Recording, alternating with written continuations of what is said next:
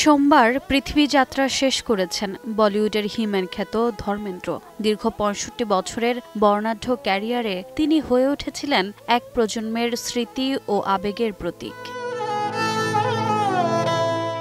ধর্মেন্দ্রর প্রয়াণে কাঁদছে বলিপাড়া। শোকের ছায়া নেমে এসেছে ক্রীড়া জগতেও। ভারতীয় ক্রিকেট দলের সাবেক অধিনায়ক বিরাট কোহলি লিখেছেন, ভারতীয় সিনেমার এক সত্যিকারের কিংবদন্তিকে হারালাম। তার প্রতিভা ও মানবিকতা সবাইকে অনুপ্রাণিত করেছে। অন্যদিকে যুবরাজ সিং কিংবদন্তির স্মরণে লিখেছেন, প্রতিটি ঘরে ছিল ধর্মেন্দ্রর কোনো না কোনো প্রিয় ছবি।